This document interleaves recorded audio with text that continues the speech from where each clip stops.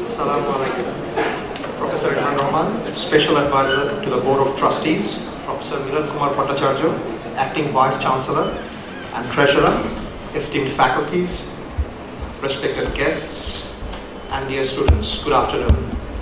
I welcome you all to today's event, marking the 40th anniversary of the term glass ceiling. How far have we come?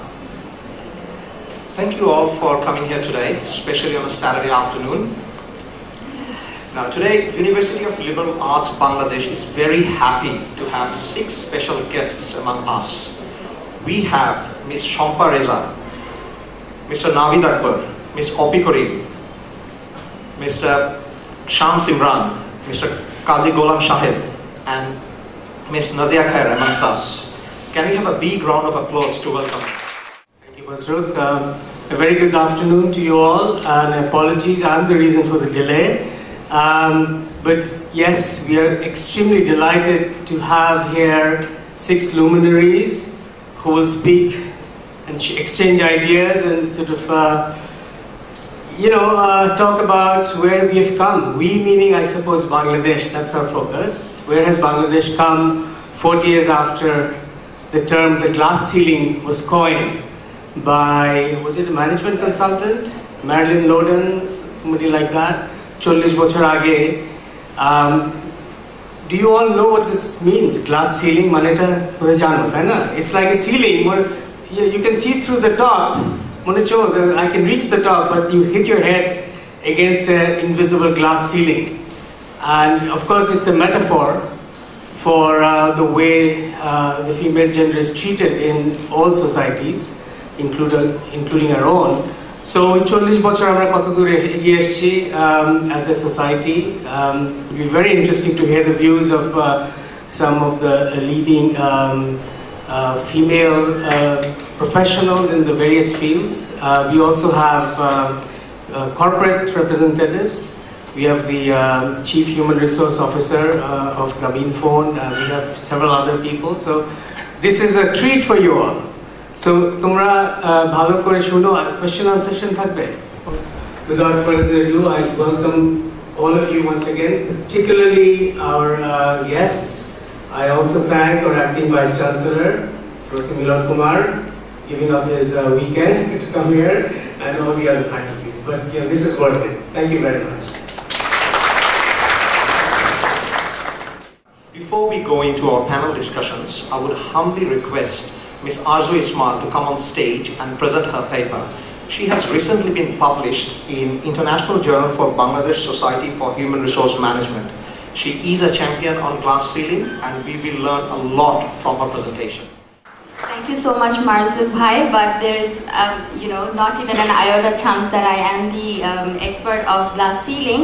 I'm very curious. I have always been very curious about this concept, and I just started my endeavor. And honorable professors, esteemed guests of today's event, my dear colleagues, and my dearest students, good afternoon. First of all, I would like to thank ULAB Office of Faculty Research for creating an excellent platform for faculty members, for budding researchers, for all those who are exploring their works or ideas, and for motivating all of us to pursue one of the ULAB values, which is lifelong learning. 2014 was the first year for me here at ULAB, and I already felt the push, the pressure, starting from Professor Imran Rahman to all senior colleagues, even from the guest academicians we have had over the years. And they hammered in one thing successfully into my head, that in academia, either you publish or you perish. So yes, I felt that pressure, and I took it positively. We received email from the Office of Faculty Research calling for research proposals, and I was thinking what to do. I was a bit stressed, to be honest. I knew my research interests were on gender studies, education, quality of education, employability, and I was thinking about the potential proposal. During that time, over one of the weekends, I was just taking a break and watching a movie, enjoying a Bengal classic named Onindita, a movie from 1972, so more than 40 years from now.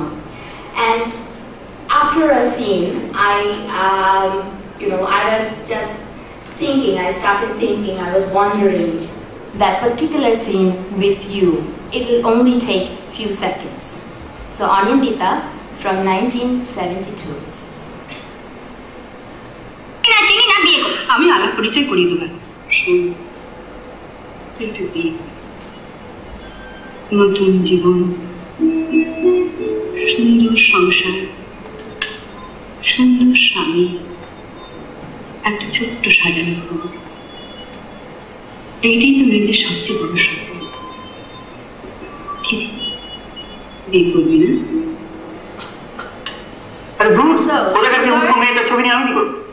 সংসার ছোট্ট সাজানো সংসার এটাই মেয়েদের সবচেয়ে বড় সম্পদ। And wow, I stopped for a while. I took a pause.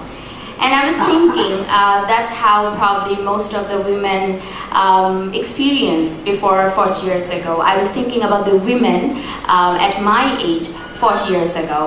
And then I felt so blessed. I felt that I'm extremely lucky that now, these days, we can do so much more, we can achieve so much more. But then again, I was in this conflict. I was thinking, I felt like I'm in this parallel universe where in one universe, women are progressing, they're doing so much more, they're achieving a lot. But in the other, it's the same old family, children, marriage, which took place as a prerequisite for a woman to move forward. So it's as if like if you haven't really taken care of your home first, you haven't really succeeded as a woman, as a successful woman. I thought about some of my classmates, some of my female friends who couldn't go abroad for their master's studies because marriage was a prerequisite for them. And I'm not talking about 40 years ago, I'm only talking about 2007 or 2006. And these all intrigued me. I was thinking about it, and I also thought that, oh wow, it's just about 40 years ago when Marilyn Lowden, management consultant, who coined this term glass ceiling, and she was particularly pointing out at these issues that somehow in our society and the professional fields, there are these invisible artificial barriers which are preventing women to pursue leadership positions. And I thought I found my research topic, and I wanted to apply for ULAB Research Grant 2014 and 15. And today I'm here to share some of the major findings from the study. But before doing so, very quickly, I would like to show you some pictures, which are not very new for many of you, I'm sure. So, what do we see here? What do we see here? Versatile women, right? Multitasking women. And what are the tasks they are actually handling?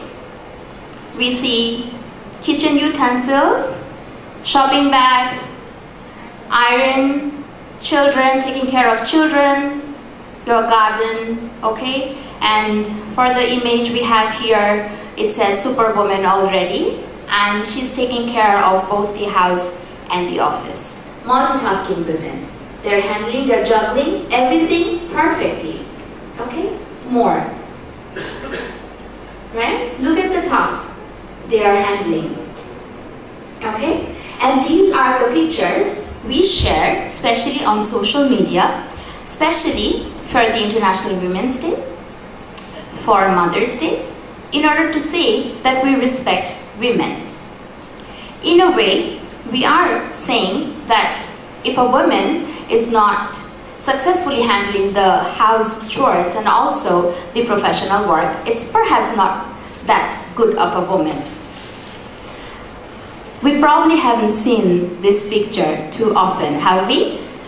Men taking care of too many tasks at the same time? I haven't. I know there is International Men's Day, which is on 19th November, but nobody actually shares pictures like that. So I Googled, is there any multitasking men? Because in my real life, I see so many. And I found some. For example, this one. And look at the tasks he's doing. He's taking care of the finance. He's taking care of the office stuff. Coffee, by the way, which is very important, gadgets, taking care of the time. Some more pictures. Look at the tasks. Did I purposefully look for these pictures? No. Try it yourself. Just Google multitasking man. And you will see men who are multitasking are full of, technology and gadgets and finance and office stuff. Where are the kitchen utensils? Where are the kids? What about taking care of the house chores? Okay, so these are the images that we actually grew up with. So a woman, a superwoman, has to be good in everything. And as women, we also have this mentality that I have to do everything. I have to take care of my home. I also have to take care of my work.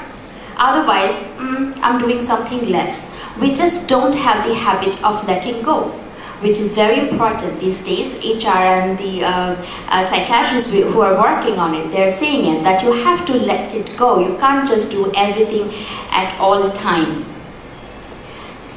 So, by narrating this, let me just come to the paper for which I'm here today. I want to share the findings of our study, and the title of our paper is Gender Sensitivity of Career Progression, Studying the Banking Industry of Bangladesh. Today I have the pleasure of introducing Mr. Tasin Salman Chaudhary, who was my co-author for this paper, and he is Research and Publication Officer at Metropolitan Chamber of Commerce and Industry, Dhaka. I think I also have the pleasure of introducing you to my research assistants, the numerators who helped collecting data for this study. So if you guys would just stand up, Shashwati Shaha, as I can see, they are our students, ULABians, so a big round of applause for them too. And Reza Al-Islam. Okay, we had two more, Lamisa Tasin and Istiar Mosabir, who couldn't make it here today. So guys, thank you so much. Every day they would come to me and they would say, ma'am, they don't have any time. I see Lamisa is also there. And hopefully I was the shoulder on which they cried on. Every day they came back, but big help. I had big help from these four research assistants. Thank you so much, guys, once again. Gender sensitive for banking professionals or not? Because you see, more often we hear that female girls are doing better. The GPA of the school final, college final, they reveal that girls are doing better. So I wanted to see academically whether this holds for the banking industry or not. Secondly, we wanted to find out who's more careerist, the female or the male. And finally, we wanted to identify the very existence of glass ceiling, if any, in banking industry, and then ways to overcome all these. Our target group were both male and female. We went to 750 banks. More than 750 participants participated in our data collection. We collected data through survey, questionnaire survey. We conducted one FGD focus group discussion, and we also conducted in-depth interview from 8 professionals. From January to March 2016, we collected data. And in April 2016, we conducted the focus group discussion. From June to September 16, we conducted all the in-depth interviews. At this point, I should tell you that while collecting the data, we got 37% responses from the female participants, and we asked them to just check mark the job level they were currently at. We generalized the job level, and we said, well, if you have 3 years of job experience, then please take the entry-level position. If you have 4 to 9 years of job experience, then you belong to mid-level. If you have 10 to 15 years of job experience, senior, and 15 plus for the top position. And for the female participants, most of the responses came from the mid-level. The second highest came from the entry-level. From senior, we only could have 1%. We got no response from the top level. For the male participants, once again, we got most of the responses from the mid-level, second highest from the entry-level, senior position 11%, top position 2%. I would share the findings of our survey, focus group discussion, and in-depth interview very briefly, only the very interesting ones, because we have time constraint. The major finding, our first research objective was to find academically if what are the bankers doing, if the females are better or the males, and we found out female bankers had better academic results, and I can't just hide my happiness in revealing this result, I'm sorry. And we also asked who are more satisfied with their salary level, and more male participants actually said they are satisfied with their salary level when asked if they thought their current skills are reflected in their salary. Again, more male participants said yes, their current skill set did reflect their salary package. More females felt that in general opposite gender gets more salary. So the question was, do you think your opposite gender gets more salary in general? And that's the response we got. For our second objective, which was, so who's more careerist, female or male?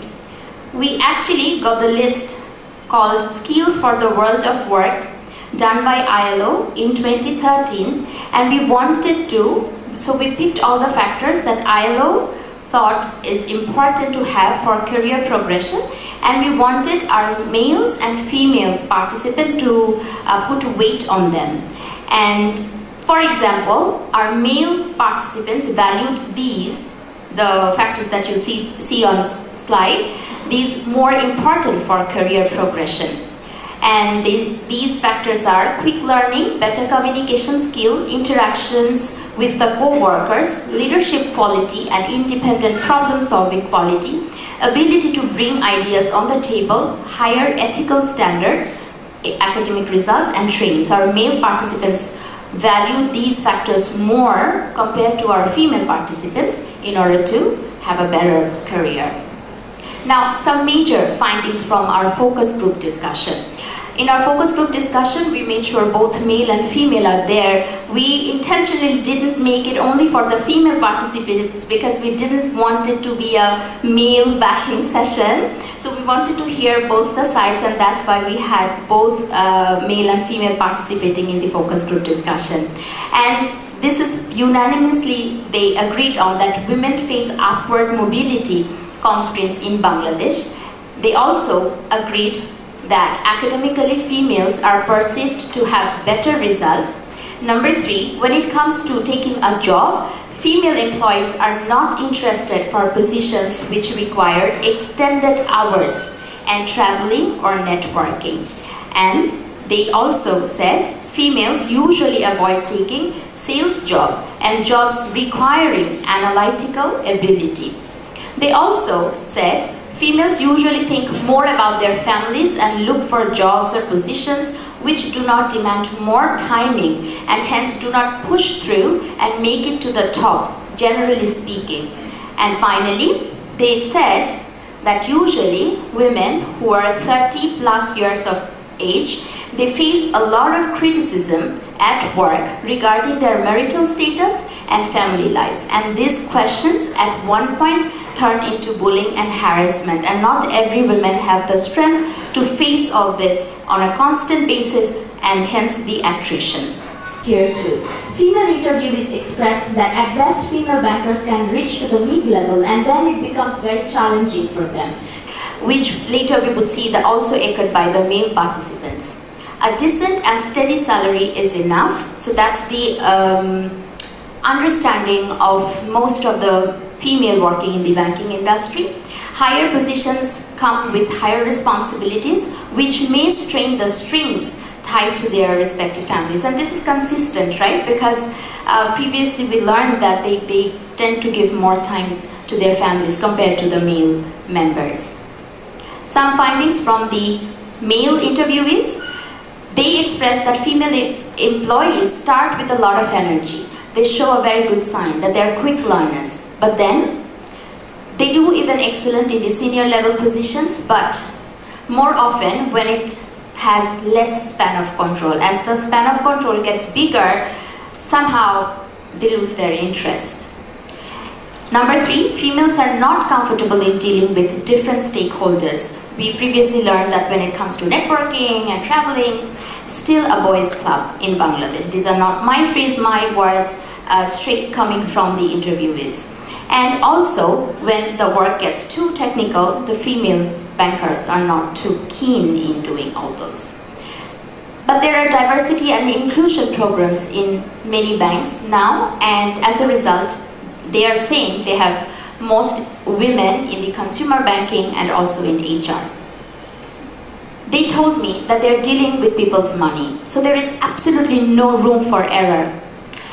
You have to show your her side to get the work done. And according to the male interviewee, when it comes to coming out of your shell, break your shyness and be harsh when it is needed, somehow women don't show that side. Perhaps that's why the male-dominated environment do not take them seriously.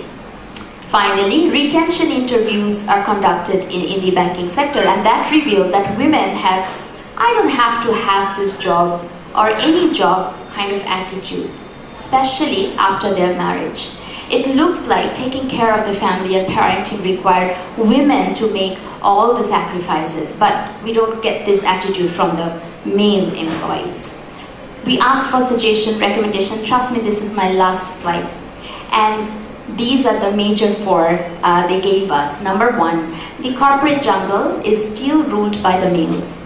Employees are used to seeing a male boss and a harsh one.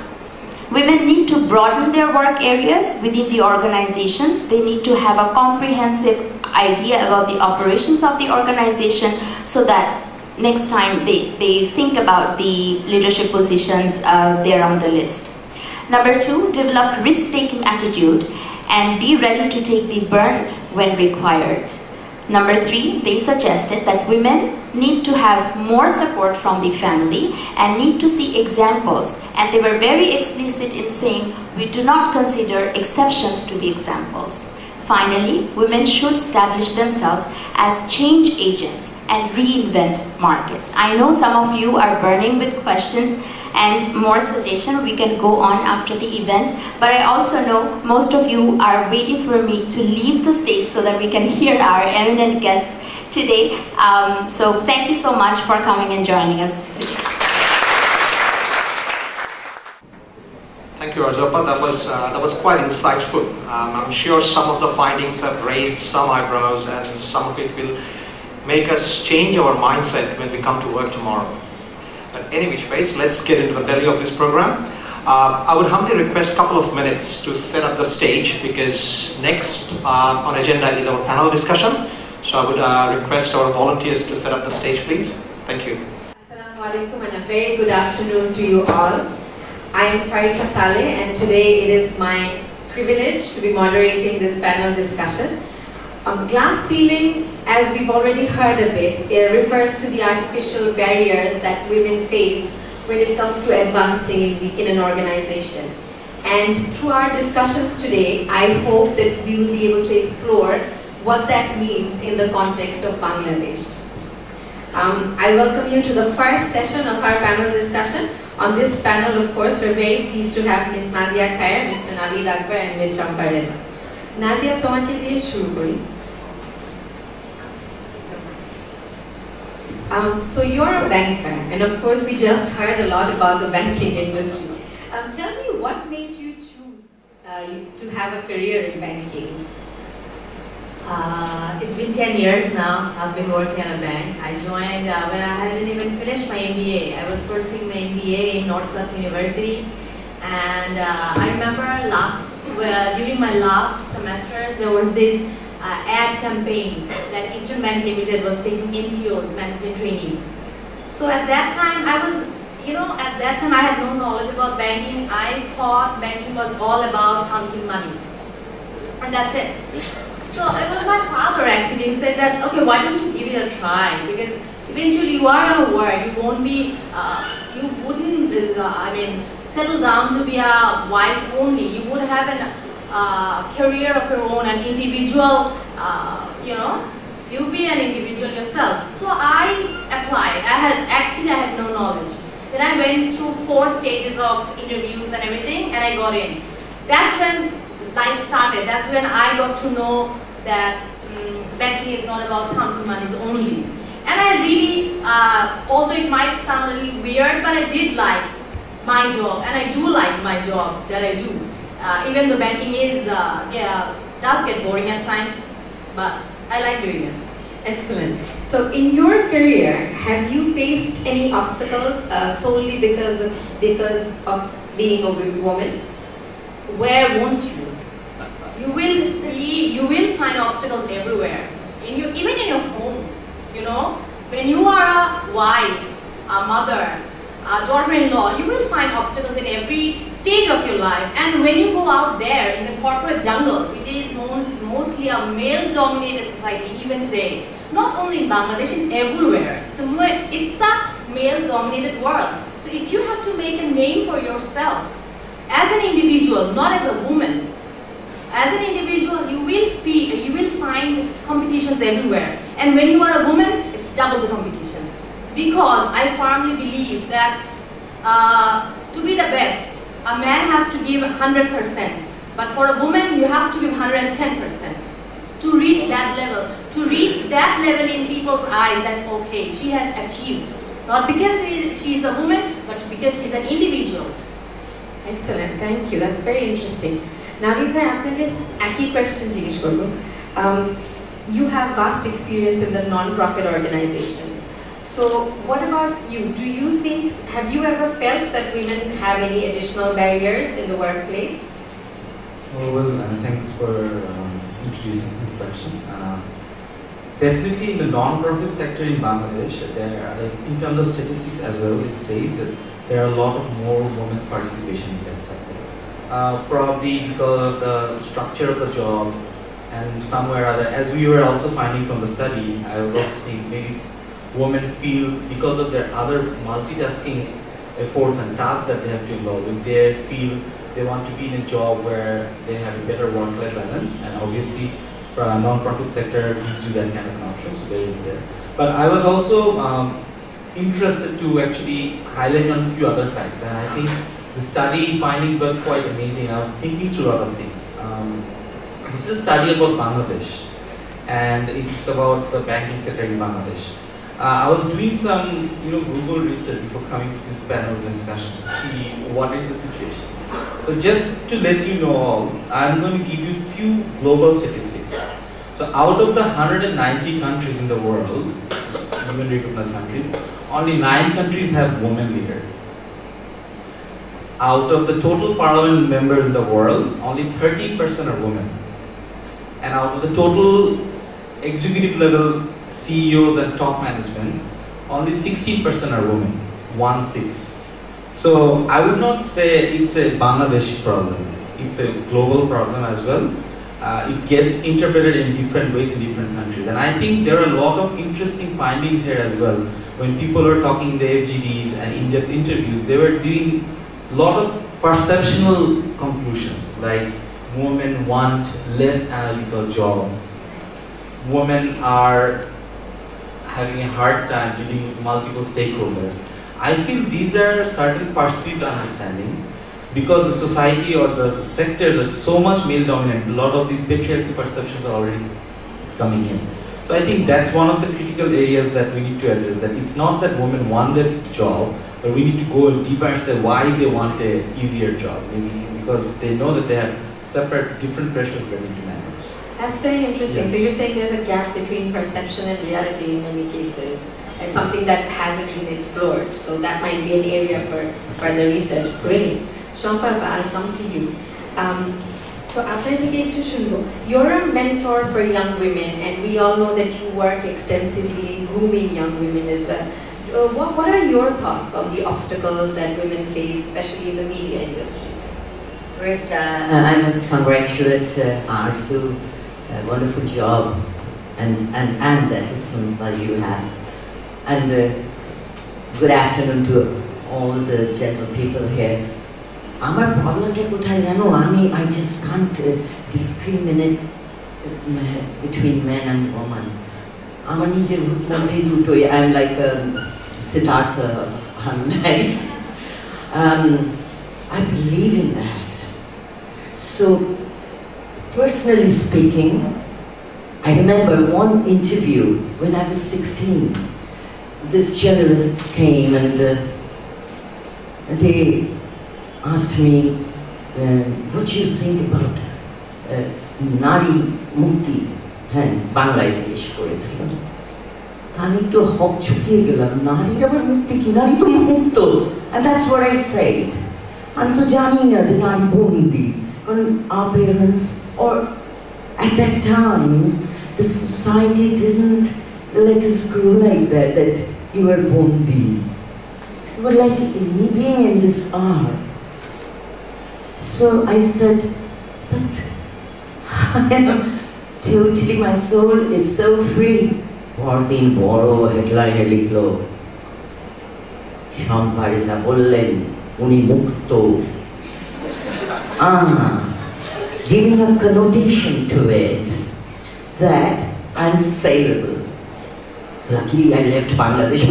Sorry, I was in Shantiniketan and I grew up there. More like a Siddhartha. Sometimes a Ramakrishna, and my son used to call me Ramakrishna because I got greatly involved with Ramakrishna's philosophy and all sorts of philosophy, and I wanted to be Rabindranath. Naturally, I don't want to be Ghulam Azam. I would rather be Rabindranath. So this were the kind of things that I went through, my mind went through. I did a self-soul engineering. You see, that's what I was telling you about, the soul engineering that goes on, that these datas do also. You know, it puts this inside your head. Office gele hoyto erom hobe, ei purushta hoyto amake bichanaয় নিতে চাইবে, সোজা হিসাব। সব পুরুষদেরকে আমরা বিছানায় ফেলে দিলাম, এ কি কথা? না না না না না, এখানে ভুলটা হচ্ছে আমাদের। হ্যাঁ, আমি চমৎকার সব পুরুষ মানব দেখেছি, চমৎকার সব নারী মানব দেখেছি, খুব খারাপ পুরুষ মানব দেখেছি, খুব খারাপ নারী মানব দেখেছি। সব নারী মানেই মাতা, তিনি দুর্গা, তিনি দেবী। না, these are also misconceptions.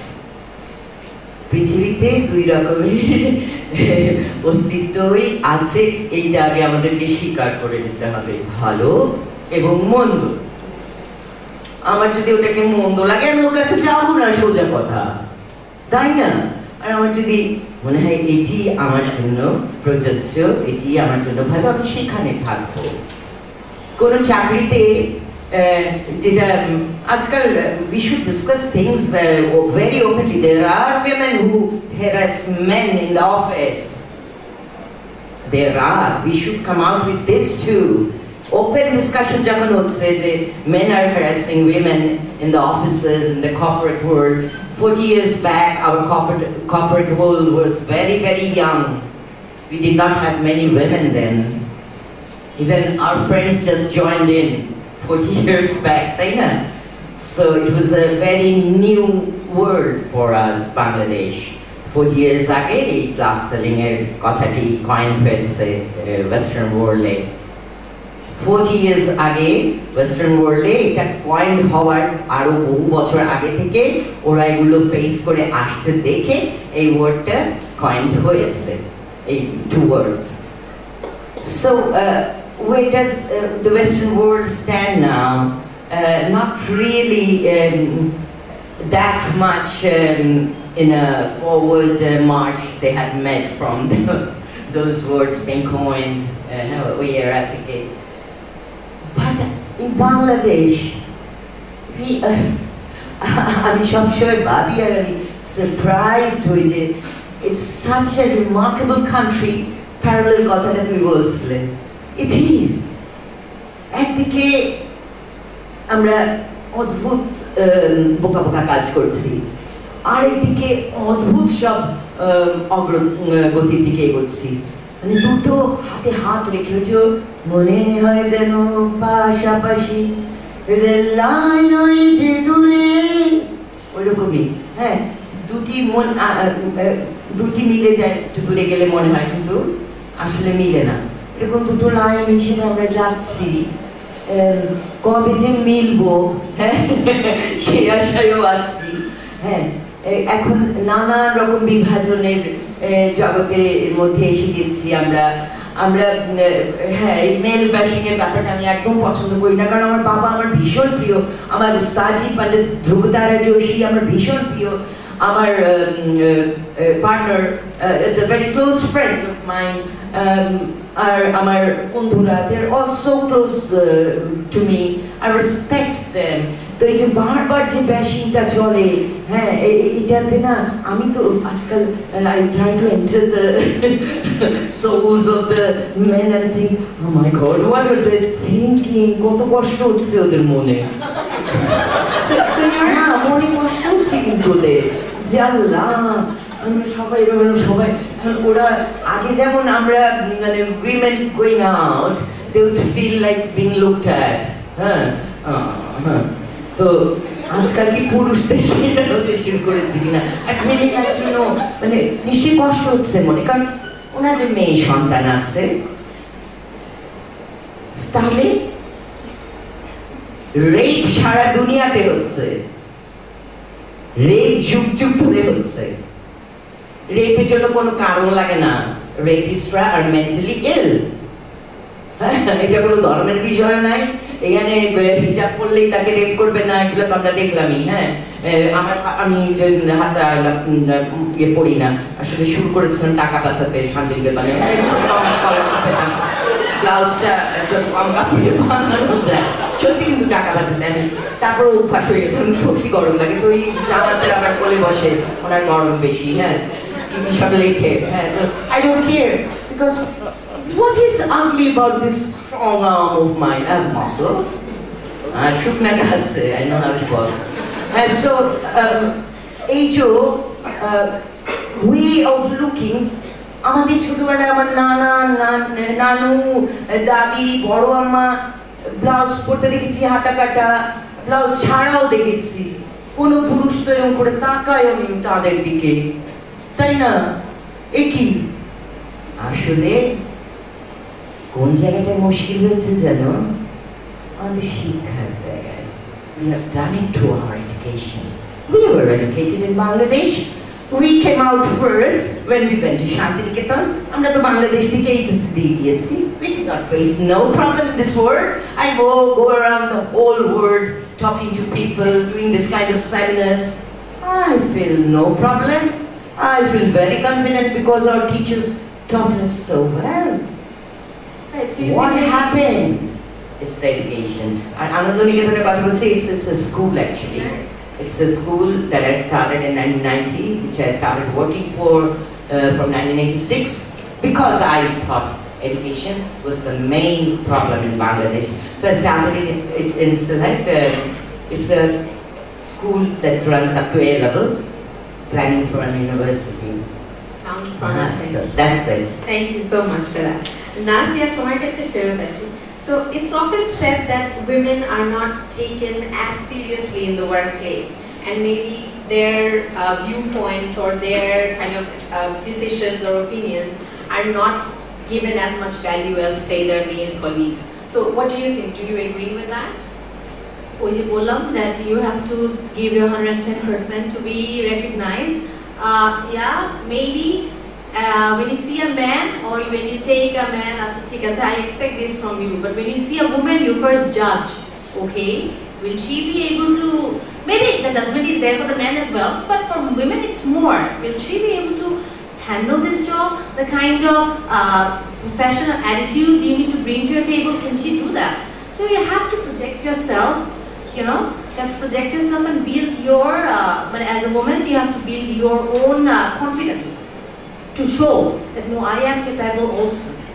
That's very interesting. Naveed bhai, apnar kache ekhi proshno. So do you, in your experience, do you think that women are taken as seriously as their male counterparts? My experience, I'm not talking from my experience. Absolutely. Definitely, where I have worked and whenever there is a critical position, and if this, in an open discussion and meeting, if men and women are talking sense, obviously they will be taken seriously. I don't see that much of a straightforward discrimination. But having said that, there are a lot of movement to reach that meeting room. So I think that's where the problem is. And it's not about only getting an acceptance or giving that moment, that opportunity, but also I'm working for different organizations. So my previous employer, BRAC, I want to give an example from there. Like BRAC has a unique facility. So all of our BRAC facilities have a daycare center, and it has been going on for the last 30 years. So in Bangladesh, if a local company, because an NGO now we also have enterprise and others, are that much sensitive about accommodating women's need and giving them an affordable daycare center, that makes a huge difference for them. So I think from the management end, we need to also prioritize a lot of the, rather than just looking into studies and having discussion, we need to say literally it should become an agenda for the top management in terms of making sure that the job environment is giving enough opportunity. Because if the senior management starts pushing certain agendas, and not only just keeping it as a vision sentence for the organization, but actually coming up with specific activities and outcomes which are visible, I think that will make a huge difference. Great, that's a very interesting point. So you're saying organizations can start taking, say, tangible steps to somehow make it easier for working women, working mothers to do their jobs properly and not have to like worry about their home all the time. Yeah, like in Bangladesh, it's not only BRAC, but also Ganashastha Kendra Care. They started hiring women drivers. And it's not now, they started hiring in the 80s and 90s. Why that has not become a trend for other companies? That's a question. Because if you think it's only the mandate of Ganashastha and BRAC, because they're a non-profit mindset নিয়ে আসছে, যদি আমরা মনে করি just because তারা non-profit mindset নিয়ে আসছে, তারা NGO, তাই তারা female driver রাখবে, female security guard রাখবে, আর আমরা রাখবো না, that's a wrong perception. Arun has been dealing with female retailers since I can remember, and there was no other malls or companies were not having female salesperson, but now we are seeing female salesperson. So I think that change all management and organization needs to take. It's a conscious decision. You've actually brought us to very nicely to the next point we were going to talk about. So actually a lot of change in perception is required, and we're almost at the end of our first session. Just one final question to Shankar. Tying up with what Naveed Bhai just said, I was actually going to ask you about the change. So if we look back, we see that you joined the industry roughly around the same time where this glass ceiling term was coined. So I wanted to ask you, what are the changes you think in the last 40 years? What are the significant changes? How far have we actually come in the industry in the last 40 years? First, I must say, Naveed was saying that mothers should have their mother's corner in the office, but my son, I must inform you about this, he's working with the Unilever, and he takes his little girl to the office, and they have a daycare center with all sorts of amenities, and that's wonderful too. Fathers should take their children too. They should share till the child is not breastfeeding. I'm sorry, fathers can't do that. Well, it's their loss actually, but that is something that we should consider. And you were saying the changes. Actually, Bangladesh was a very modern country when we were born. I must tell you this. For the young people especially, you people know. So when people say, my God, we're so smart and whatever, but this is how we were in Bangladesh. Seriously. So Bangladesh has made a dip down. We used to think that the next generation, the ladies will really show it, they'll really go into education and do things, but they started getting married soon after HSC. That was the turn we saw, our generation, a few generations afterwards, it started. And then a total change of mindset came in. And regarding the coverings and things, which actually does not represent Bangladesh, I'm sorry to say, Bangladesh has its own look, as we were discussing, No, not like me, you can do, but Bangladesh had its own look. And every country should have its own look. That's, I think, regressive, because we fought for our own look, our own language, our own land. So somehow the changes that has come regarding the look especially, it makes my mind cry, because we did not want to see Bangladesh like this. We wanted Bangladesh to be Bangladesh, not anything else. So these are things that had been, as we were discussing again, soul engineering. So there had been soul engineering, and in the villages, I have met many young ladies who are fully covered. You can see them. They do it because of safety, security. They don't want to show themselves.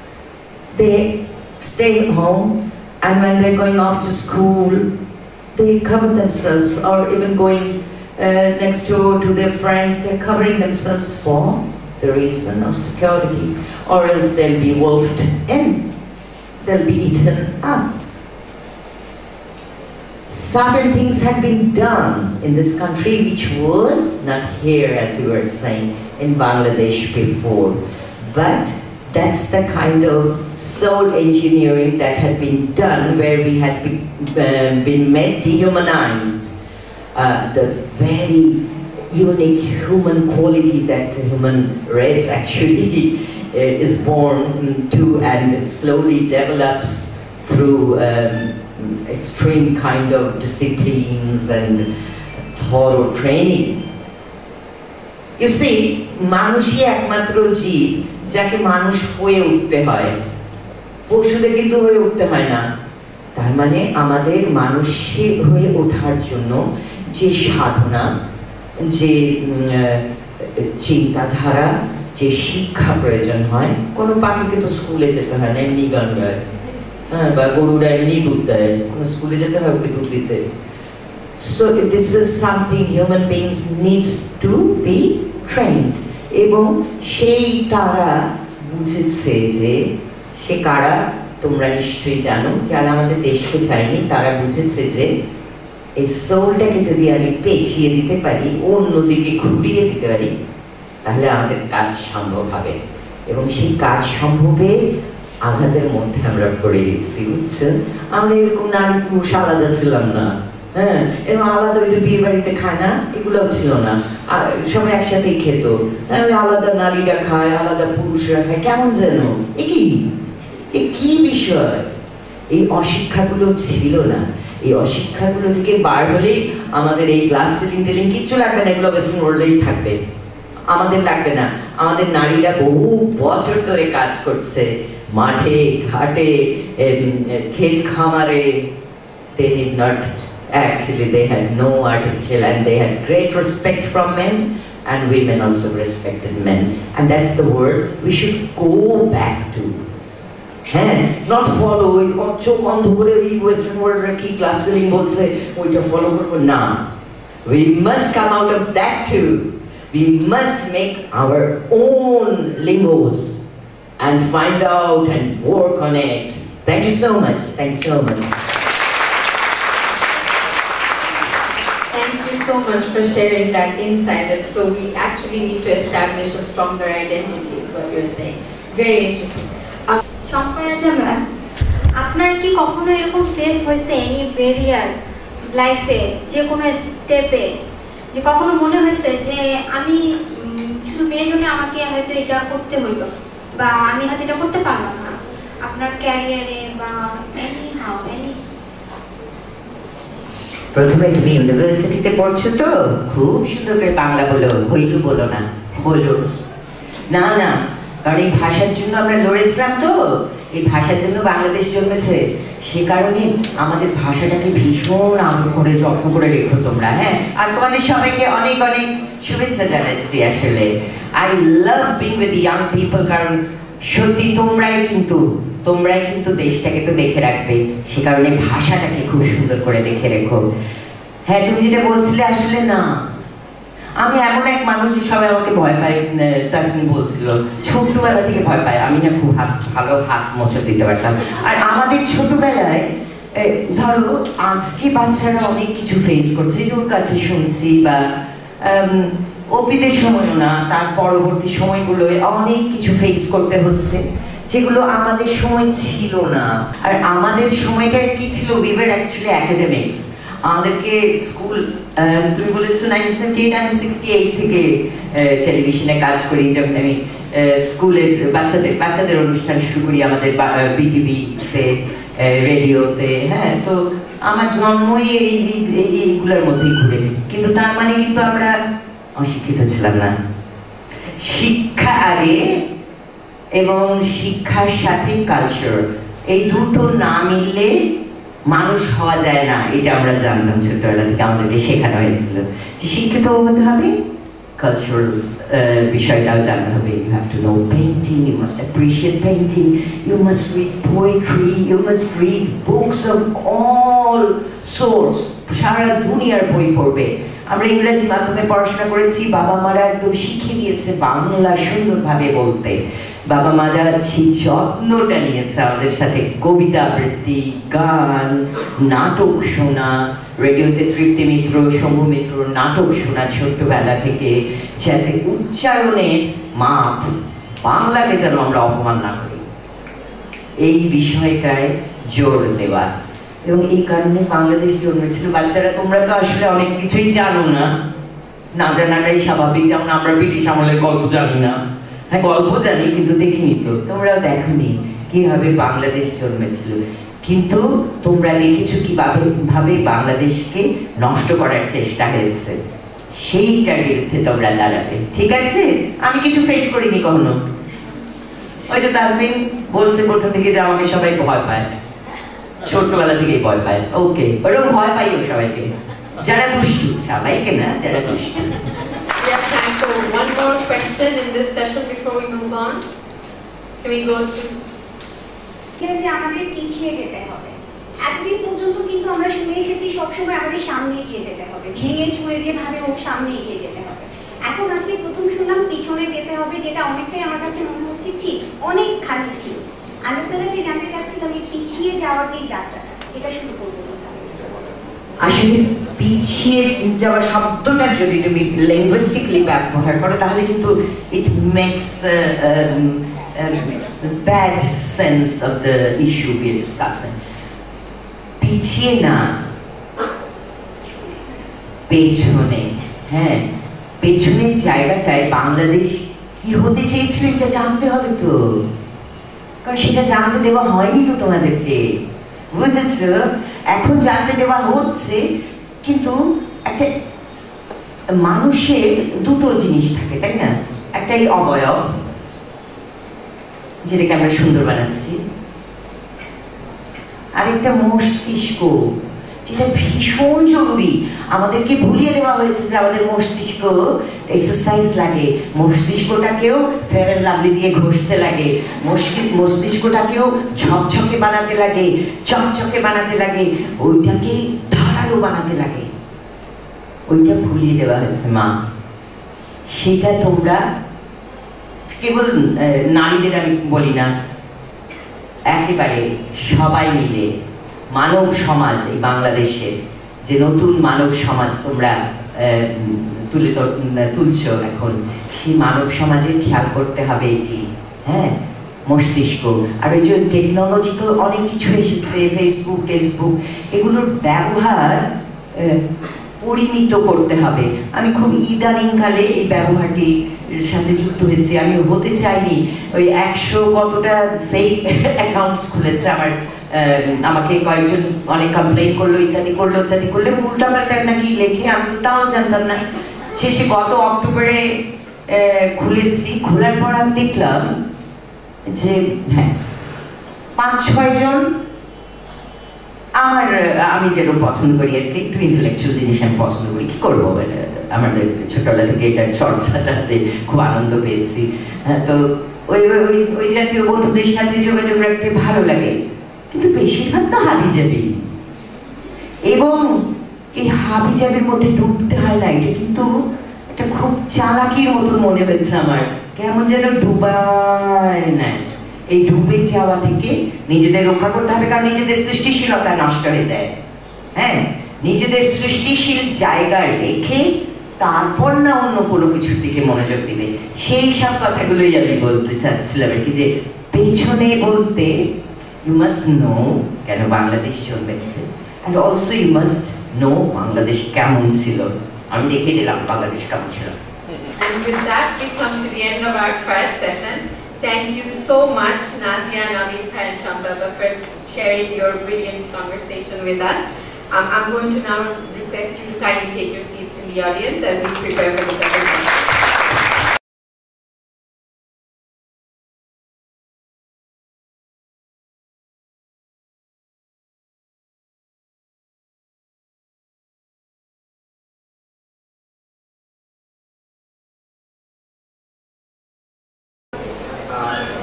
Can I now invite Ms. Poppy Puri to come on the stage?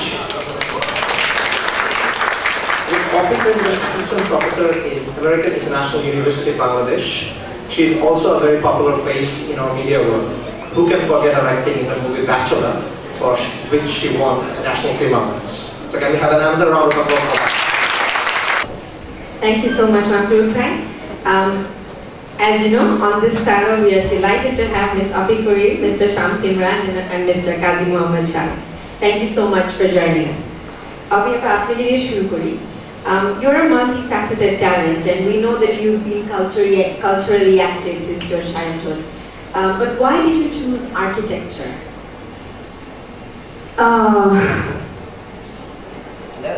Actually, I don't know. One of my uncles, he was, actually he is an architect. He's a very renowned architect and a very renowned teacher also from Buet. So I used to see him dealing with papers, buildings, this kind of stuff. So I told my mom that I want to make buildings, because at that time, at that age, I don't know the word architect. I wanted to make buildings. So then my mom said, do you want to be a Rajmistri? So at that age, I didn't understand the difference between what is architect and what is Sthapati and Rajmistri. So actually that's the thing. বাড়ি বানাতে চেয়েছিলাম যেখানে we will live with our families, like our near and dear ones. That's it, I think. Great, very interesting. Shams bhai, apnake shesh. So you've worked extensively in marketing. Do you feel that women face any stereotyping in the workplace, and what are the most common stereotypes for women? Thanks for the opportunity. Of course, things have changed. Like if you, Shambhava has been saying about that Bangladesh that we want to go back, right? এটাকে misinterpret করা আসলে কিছু নাই। আমরা যেই বাংলাদেশটাকে চিনতে চাই সেই বাংলাদেশে যেতে চাই। সো মার্কেটিং, HR বা আপনি ম্যানেজমেন্ট যেখানেই বলেন, things are pretty much integrated. So এটা আসলে তো একটা কোম্পানি, একটা ইনস্টিটিউশন বা একটা ডিপার্টমেন্টের ব্যাপার না, এটা কালচারের ব্যাপার। সো কালচারে আপনি যখন একটা মেকশিফট সিনারিওতে আছেন, যখন মানুষের ধ্যান ধারণা চেতনা চেঞ্জ হচ্ছে টুয়ার্ডস পজিটিভিটি, তখন কিন্তু আসলে এই চেঞ্জেসগুলো আপনার প্রত্যেকটা সেক্টরে দেখতে পারবেন। If I say about the example, যখন প্রথমে বাংলাদেশে লাইনে দাঁড়িয়ে বাসে উঠতে হবে, back in 1995-97 A metro bus service ছিল প্রথম AC bus. Nobody thought that বাংলাদেশের মানুষ লাইন ধরে দাঁড়াবে। Now you go to the public transports, you'll find disciplined people. Now this is the change that's happened. So যদি আমি women-এর ব্যাপারে আলাদা করে বলতে চাই, it's basically discrimination. So এই ডিসক্রিমিনেশনের জায়গাটাতে আমি না গিয়ে বরং যদি বলি যে এখনকার কনটেক্সটটা কতটুকু রেডি মার্কেটিং ক্ষেত্রে, আমি বলবো ইটস ভেরি মাচ আপডেট। এখন মানুষের আসলে ওই ধ্যান ধারণা থেকে বেরিয়ে এসছে যে একটা মেয়ে সেলসের জব করতে পারবে না। ইয়েস, তার কিছু কমফোর্ট জোন আছে। সো কমফোর্ট জোনের জায়গাটা যেইখানে, সেখানে মানুষজন, এটা ছেলের ক্ষেত্রেও প্রযোজ্য, কখনোই আমি আমার কমফোর্ট জোনের বাইরে গিয়ে কাজ করতে পছন্দ করি না। সো এই কমফোর্ট জোনে ওই ব্যারিয়ারটা ভাঙাটাই বোধহয় গ্লাস সিলিং ভাঙাটার সাথে সম্পৃক্ত। সো যদি মার্কেটিং হিসেবে বলি, ইয়েস, আমি ডিরেক্টলি যেহেতু মার্কেটিং রিলেটেড কাজ করি এবং আমি ফরচুনেট যে আমি অনেকগুলো বাংলাদেশের টপ মাল্টিন্যাশনালস এর কাজ করি, Unilever, Robi Axiata, in some cases Grameenphone, যেই জায়গাগুলোতে we basically are the agencies যারা বিটিএল অ্যাক্টিভিটি সাপোর্ট, এবং BTL activity is more of engaging women. So আমরা যারা ব্র্যান্ড প্রমোটার হিসেবে হাউসহোল্ডে যখন একটা মানুষকে পাঠাই, তখন যেভাবে বলা হচ্ছিল আগেরবার, একটা ছেলেকে ঢুকতে দিবে না বাসায়। So we also try to tap the market using the women empowerment issues. So ওরাই কিন্তু আমাদের এই প্রত্যেকটা প্রোডাক্টকে নিয়ে যে ডিটেইলিং করছে, আমাদের প্রোডাক্টের পেনিট্রেশন বাড়াচ্ছে, দিন শেষে কোম্পানির ওভারঅল সাকসেস কিন্তু চলে আসছে। So that's it. So women actually have some additional opportunities, like you said, in Bashay Dukte they are and access. Yeah, that very interesting. Shahid, I will come to you. You've worked in several different countries, so you're probably the best person to tell us what kind of common barriers or issues do women face across cultures, and is there anything unique about Bangladesh? Do Bangladeshi women face any additional barriers, or are they in an advantageous position? What do you think? Well, thank you very much for the opportunity, and it's a pleasure to come here, but it's also a challenge after speaking after Shompapa. So again, yeah, for my work, I have to work in different countries, from Iran to UK, okay? So, and yes, there are different cultures, but some of the challenges remain very, very similar, right? Even in UK and even in Iran. And at times we have talked about stereotyping, that is there, definitely. And I think I should not just take the problem only, I should also say what the solution lies. As an organization, I mean, society takes the organization because we try and run an organization. I think we have given very wrong signals, right? And we say stereotyping, karon amra emon ekta environment create kore rekhechi sekhane stereotyping kora hobe, thik ache, and we got to break that. And I'll give you an example. I mean, our business is about $8 billion business. We generate about $1.5 billion revenue. That's a huge, huge thing. This year, we say, of all our strategic projects, there are 10 super projects. We say all will be led by women. All. So, who says women cannot run a business like this? Let's take up the challenge. So, yeah, I think that's a good round of applause. All of our 10 super projects in Grameenphone this year are being managed by women, not a single male. We said, no, we will take this challenge and show that stereotyping wrong, right? So if we try to do things like this, take up those challenges and prove people wrong, and then all those, the things that we have taught in the past are going to wash away. So we're going to take a courageous, bold move, and that only can probably fix the things that has not been fixed so far. So I've said it in Bangladesh, I've said it in Iran, I've said it in UK. It's very, very similar issues. It's all about taking these bold steps. Excellent. So the organization has quite a bit of responsibility when it comes to breaking stereotypes or perceptions. which actually really nicely brings us to the next question.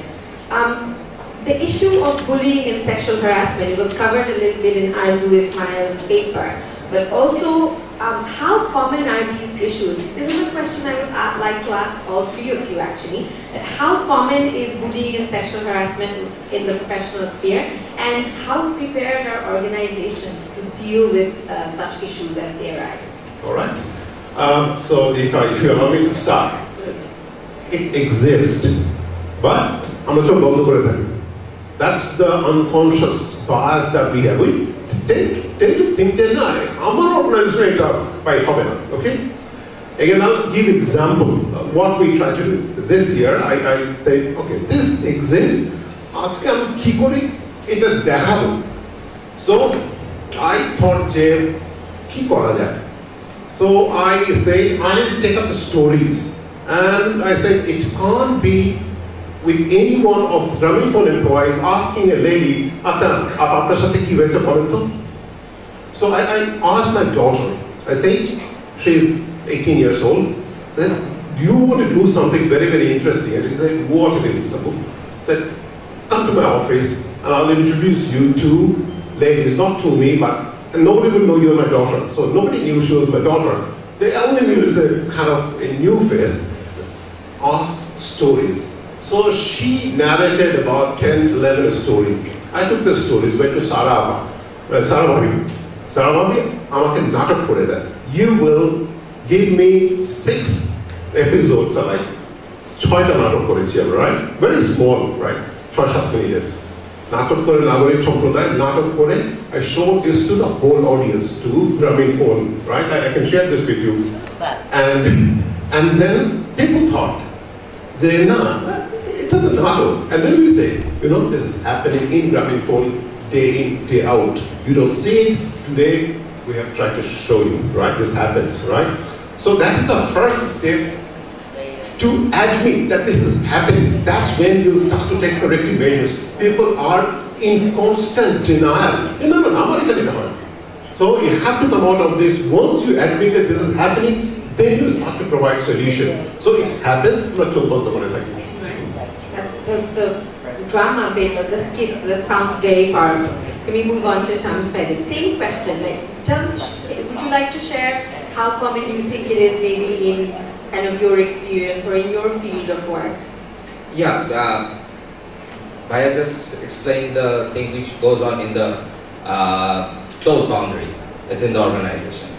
Once it comes to the sales force or for non-profits or the people who are like full free agents, they're actually going out of home. They're traveling all the way to the rurals. So the point of Kulvin comes in, like Shambhava said us. Yes, many times there are issues when people come up and say that they don't just want to work anymore. We try to find out what's the problem. And many a times, surprisingly, they're not going to confess what actually happened. Just have come up and say excuses that, well, I have to attend my family is not interested about this job. Probably the most common, my husband is not willing me to do this job anymore. But actually, what was there, that you have to dig down and bring up. So most of the time, want to share. This is the first problem. So if someone is not sharing, now as a mentor, how can I diagnose and I give the prescribed right prescription for her? Secondly, we try to come up with, most of the companies have this digital KPIs nowadays. So we have to embed something for our workforce where they will be having the accessibility to digital interfaces to have an alarm that they're in a problem. So for Unilever Bangladesh, recently we implemented a software where every particular brand promoters have to carry a smartphone, and there is an emergency button like you will find in the Pathao or the Uber. So in that case, it gives the accessibility for that particular individual to contact with a nearby Thana or her line manager or our central back office. So at the point of that emergency, we actually have the time of reaction. So in that cases, there are many instances where most of the people do not want to reveal their identity. So in that cases, we keep their identities secret and we try to go and help them.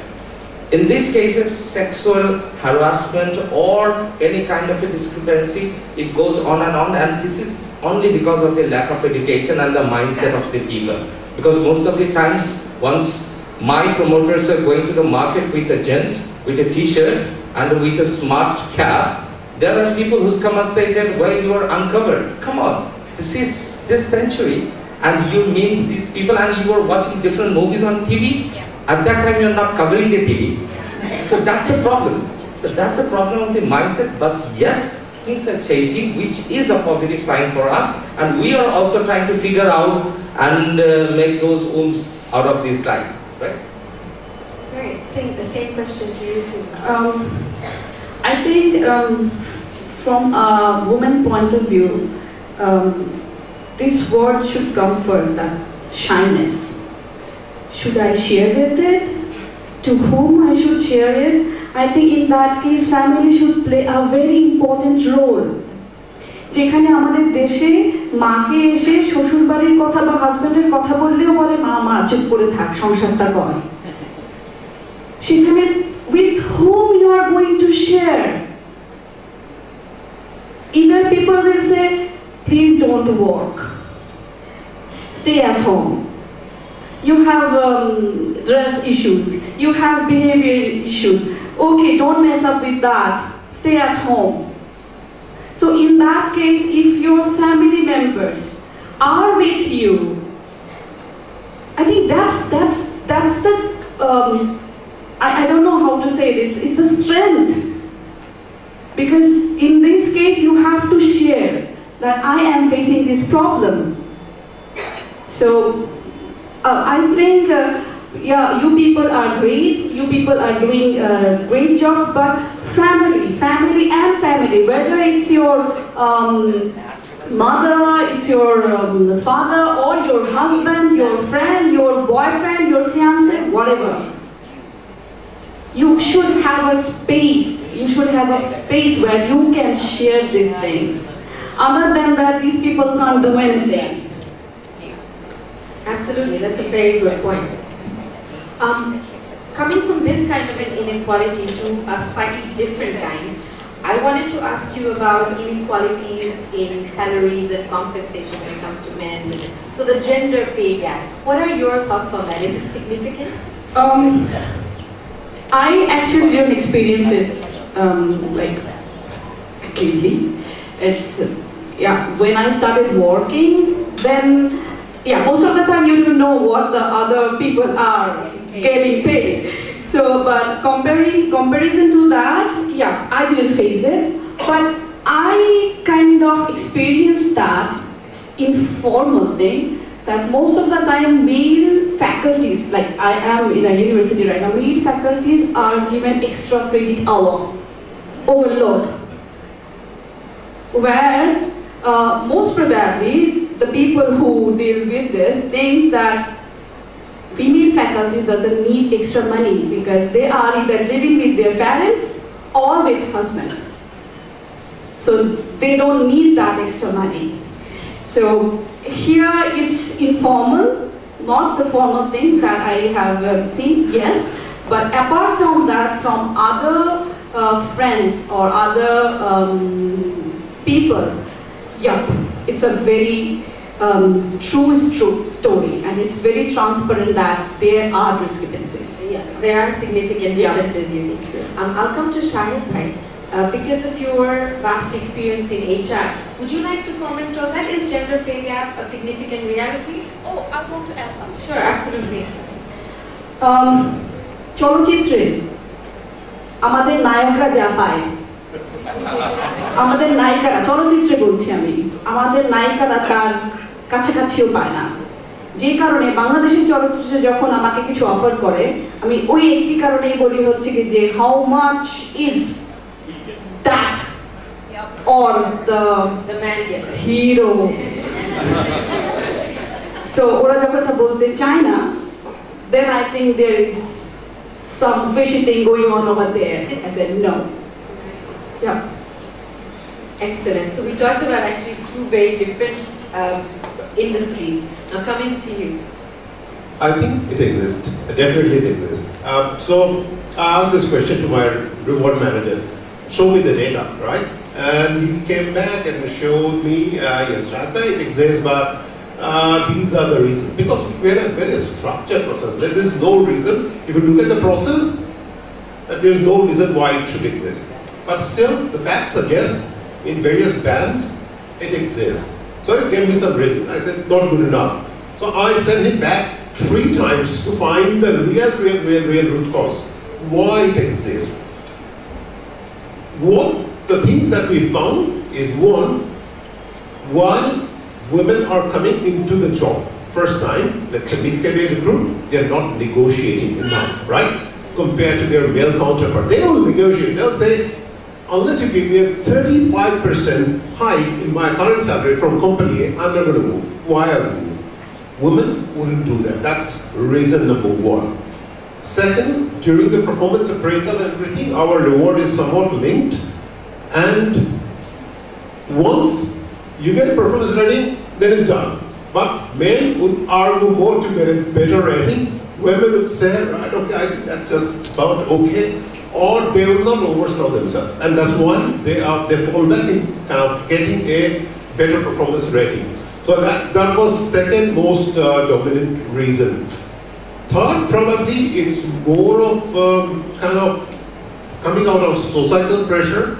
At times we have found a reason where women would take a break for something and pay without leave and things like those to again address some of the kind of family issue which men happily and when we have delegated to the women.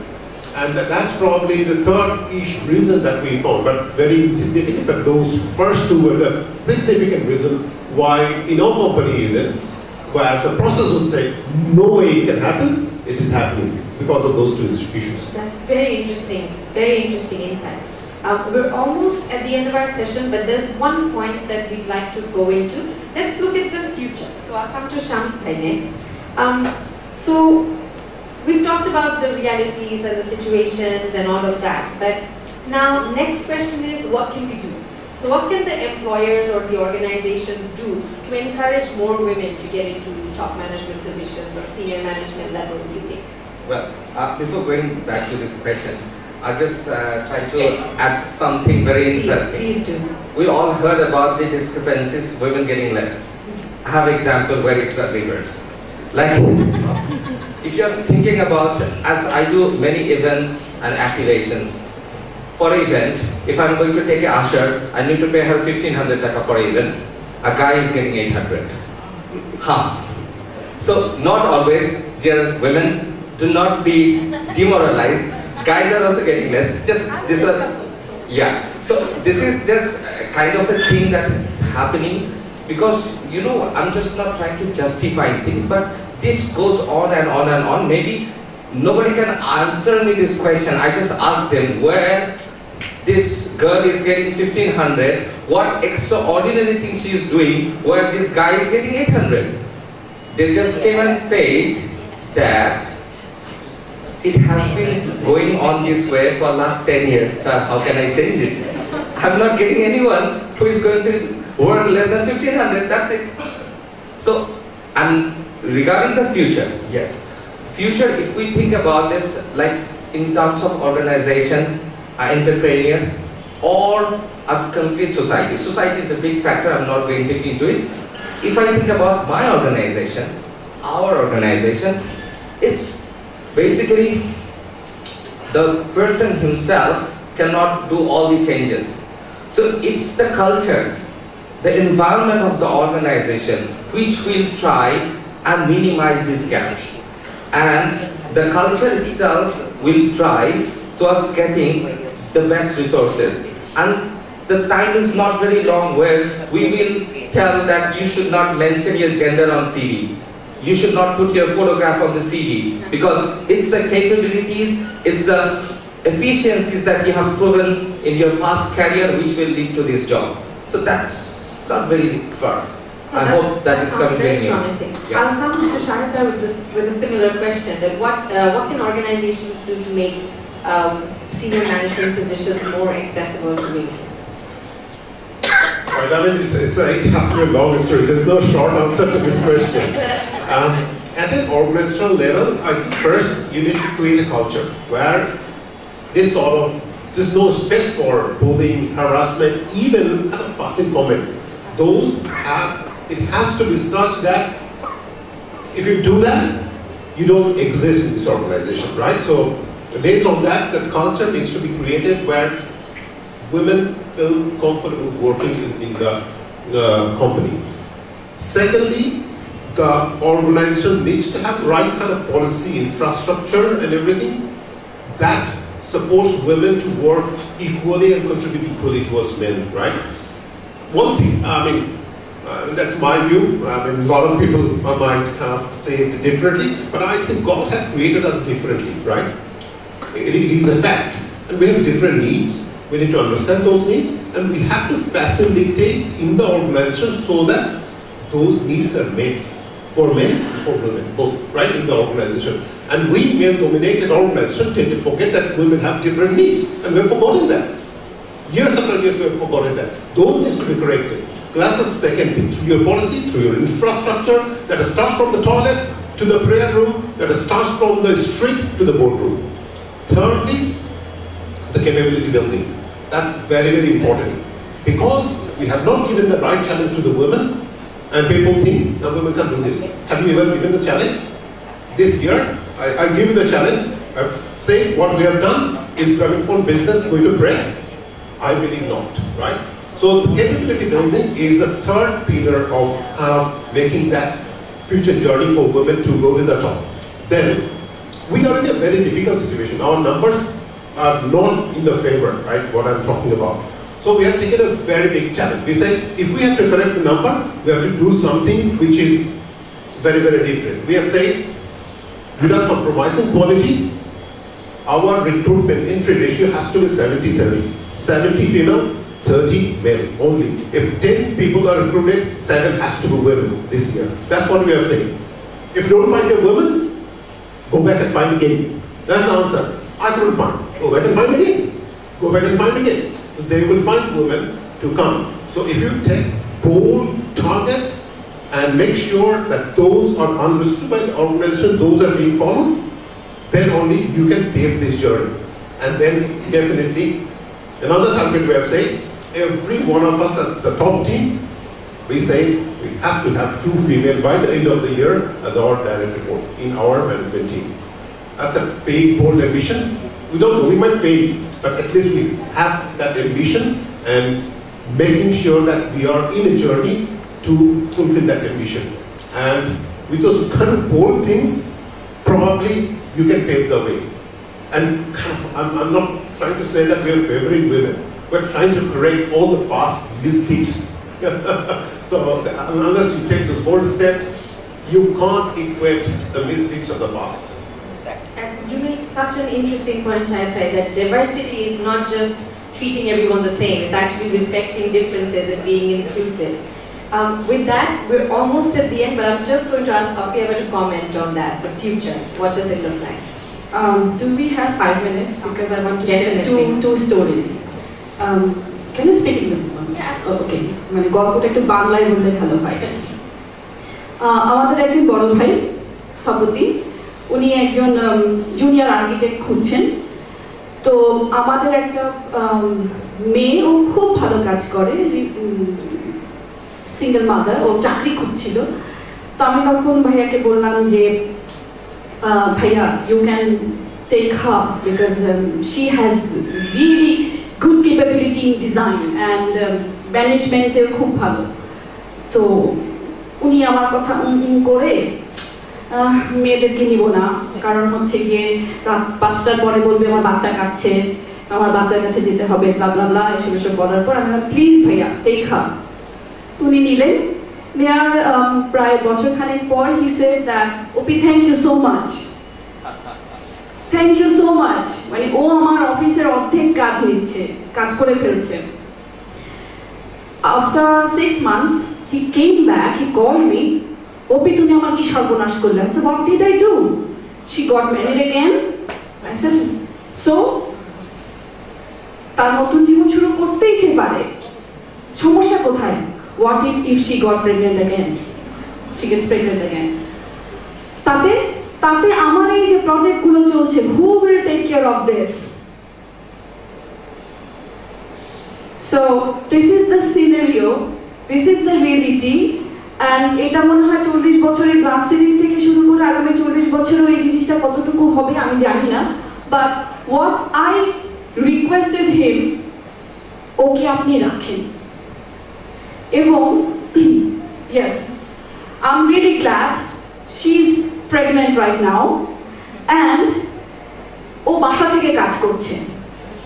In the meantime আমাদের এই senior ভাই ওর জায়গায় একজন ছেলেকে রেখেছিল, কিন্তু compare করে দেখা গেছে যে আমার সেই ছোট বোনটি তার থেকে অনেক ভালো মতো কাজ করতে পারছে এবং সেইটা কাজ করছে হচ্ছে কি এখন বাসা থেকে কাজ করছে।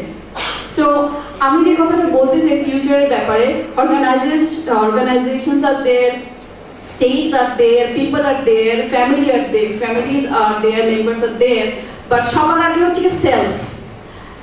এই এক্সাম্পলটা দেওয়ার কারণ হচ্ছে কি আমি যে মেয়েটার কথা বলছি সেই মেয়েটা proved herself that she is that person যার উপরে আমি রিলাই করতে পারি। সো ও বাসায় সবকিছু ম্যানেজ করে যে ওই যে কাজটা করছে এটা আসলে হতে হবে। সম্পাপার সাথে বলি, যখন আমি একদম প্রথম কাজ করা শুরু করি, একদম তখন বইতে ঢুকেছি মাত্র, তো আমাকে এরকম একবার প্রশ্ন করেছিল নারী আন্দোলন কাকে বলে।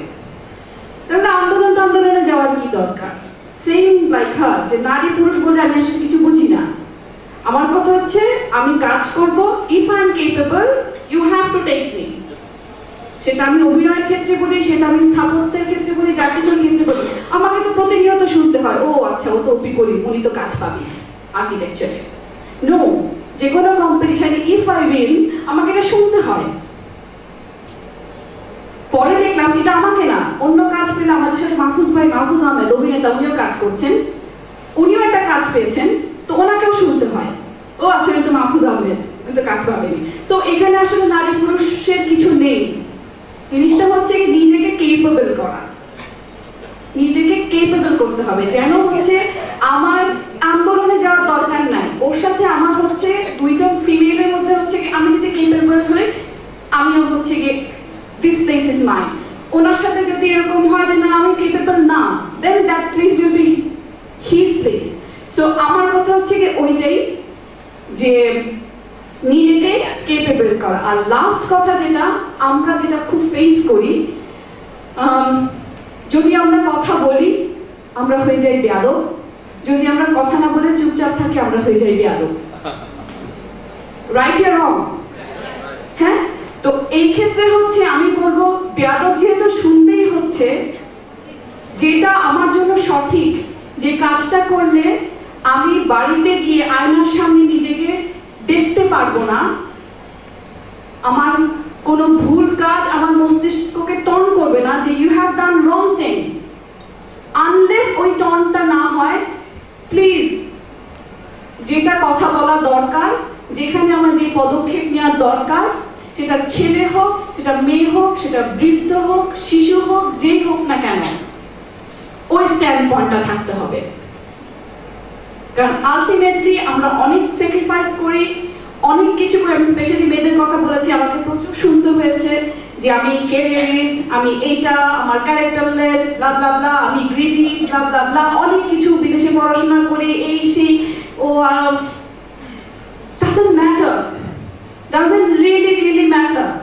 আয়নার সামনে দাঁড়িয়ে I know what I have done, এইখানে যদি ঠিক থাকে, এখানে যদি ঠিক থাকে, that's it, that's your world। That is what I want to say, I want to request to all the people over there, students especially, ছেলে মেয়ে সবাইকে নিজেকে কেপেবল করতে হবে, নিজেকে গড়তে হবে এবং নিজের সাথে নিজেকে অনেস্ট থাকতে হবে। আমার কাছে মনে হয় that's the future। Thank you.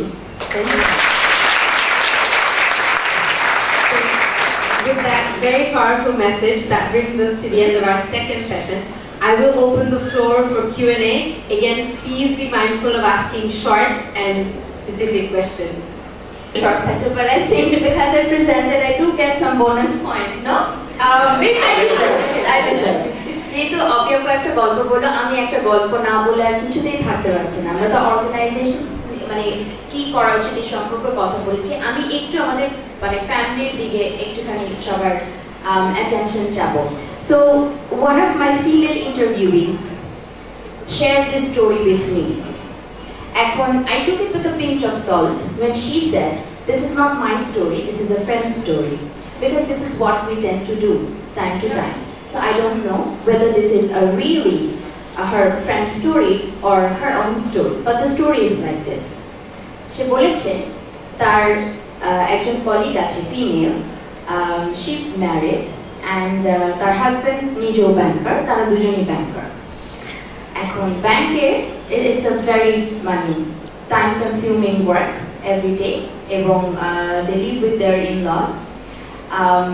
এবং মেয়েটা যখন দেরি করে বাসায় ফেরে তখন শাশুড়ি খুব একটা খুশি হয় না, কিন্তু তার ছেলেও কিন্তু দেরি করে বাড়ি ফেরে। এবং যখন শাশুড়ি বলছে যে এসব ঠিক না, মেয়েদেরকে আগে একটু আসতে হয় বিকজ ঘর তো তার দেখতে হবে and all that, the guy doesn't protest, মানে সাপোর্টও করে না, এগেনস্টও যায় না, বেচারা in between like a sandwich.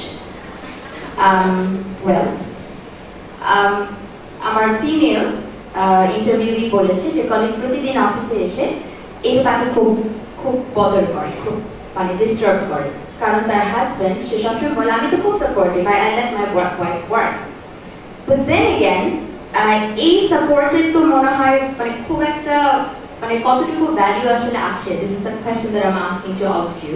যে আমি তোকে কাজ করতে দিচ্ছি এবং বলে দিচ্ছি যে তোমার যতক্ষণ বাসা ঠিক আছে ততক্ষণ you can do whatever, I have no problem with it, but make sure you make all the people inside the family happy as well. এই মাইন্ডসেট কিভাবে চেঞ্জ করবো আমরা এখান থেকে বেরিয়ে আসতে পারছি না কারণ this is a question for all three of you. এটা চেঞ্জ হতে সময় লাগবে বিকজ একটা লাইন আমাদের মাথায় একদম কার্ভড ইমপ্রিন্টেড হয়ে আছে, ইটস লাইক সংসার সুখের হয় রমণীর গুণে। তারপরে লাইনটা হচ্ছে কি যদি গুণবান পতি থাকে তাহার শোনে, এই টাইপের কোথায়। হ্যাঁ, কিন্তু most of it's a fun part আর কি, but most of the people আমি নিজে প্লাস হচ্ছে কি আমার আরো অনেকে এই কথাটা বারবার শুনতে হয়েছে যে সংসার সুখের হয় রমণীর গুণে।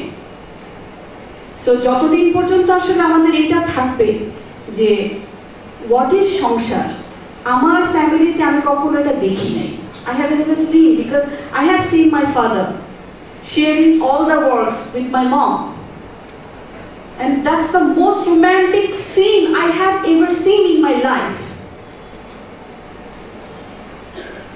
They cook together, they clean the house together.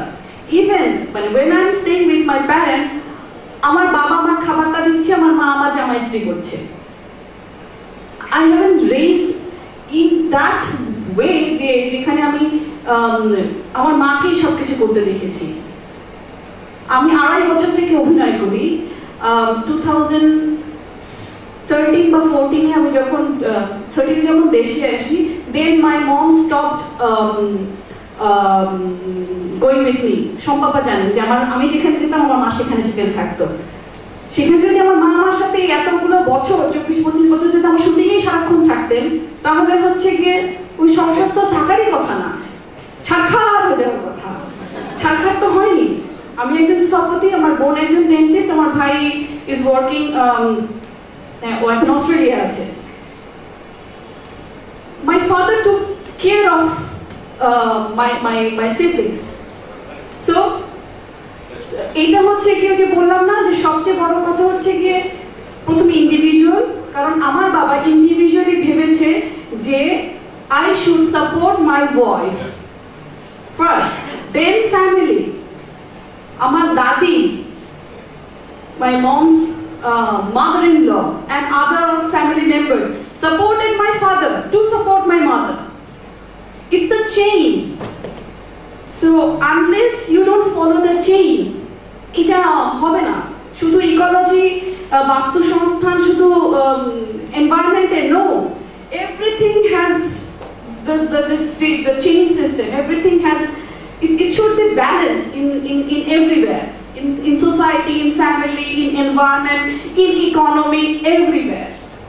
So the question you just asked, যে এটা কি হবে, ওই যে যতদিন পর্যন্ত মাথার মধ্যে থেকে সংসার সুখের হয় রমণীর গুণে, this is solely your responsibility to manage the সংসার, এই ধারণা ইন্ডিভিজুয়াল এবং সামগ্রিকভাবে পারিবারিকভাবে এটা চেঞ্জ না হলে এটা আসলে হবে না, because that reflects in other places.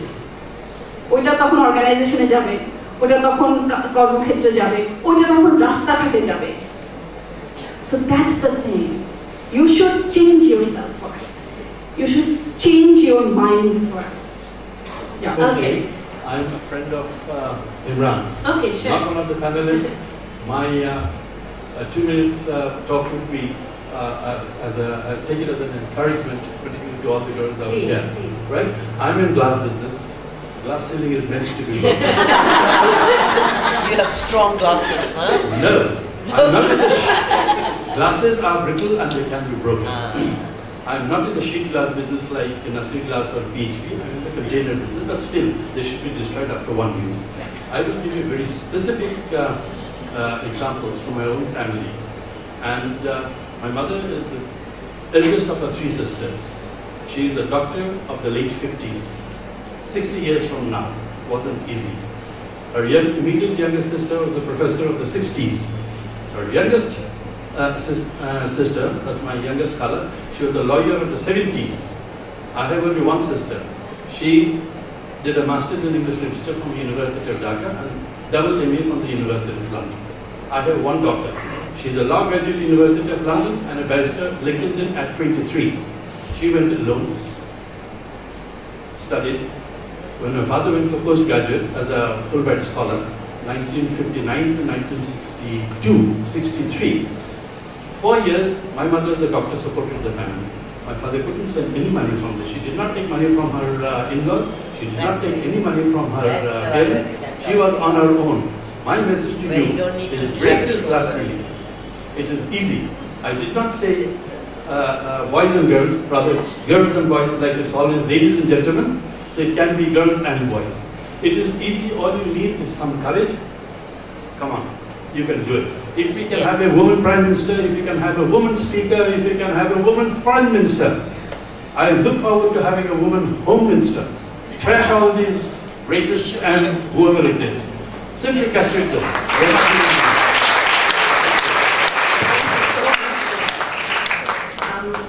We will take one more question before we come to the end. Session to start. I just want to share some of my experience while traveling to the the hill tracks of Bangladesh. And when I take my students in the hill tracks, actually, it's very surprising that we are all giving examples from our life and so-called civilized world, actually. But it's a completely different story if you go to the hill tracks, because we've been to Sylhet, we've been to Bandarban, we've lived with the Bom group, we have lived in the Murong group, we have also lived with the Khasias in Sylhet, and it's so surprising if you go and live with those societies. ওই সমাজে গেলে দেখবেন সবকিছু মহিলারাই করছে. It's a completely other way around, and it's so strange when you go there and when you come back from that place to Dhaka. I think that the problem relies in Dhaka. It's not, the problem doesn't rely in our mentality. It's been always here. The prestige, the কি বলবো, সম্মান এবং সবকিছুই ছিল, কিন্তু আমার কাছে যেটা মনে হচ্ছে, I totally agree with Samparija ma'am, যে আমরা যত সামনের দিকে এগিয়েছি বলছি, আমরা আসলে তো সামনের দিকে এগোইনি, কিছু একটা আমাদেরকে আটকে রেখেছে। এবং I must say this openly, since this is an open session, none of us actually have addressed the religious issues behind all these things. We have talked about the family issues, we have talked about the society, we have talked about the role of women and men. Who actually decides all these roles? And where are all these roles coming from? There's a huge influence of religion in this creation of these roles, which we have completely ignored. Or the non-religion, exactly. And since Bangladesh has been always, আমি বলবো না religious country, বরঞ্চ বলবো যে অনেক বেশি ধর্মভীরু, right? সেই জায়গা থেকে religion gives a kind of peace or a kind of, you know, a sense of security to the people who are not that much educated. So I think the change will only come if we can give them some other, you know, philosophy, if we can actually present them with a different thought. That's when the change will start happening. Before that, it could all be in talks and it could all be in seminars. And most of people who are living in Dhaka city, I guess all of us were living in a bubble where we see all these changes and differences. We cannot actually differentiate between reality and the bubble.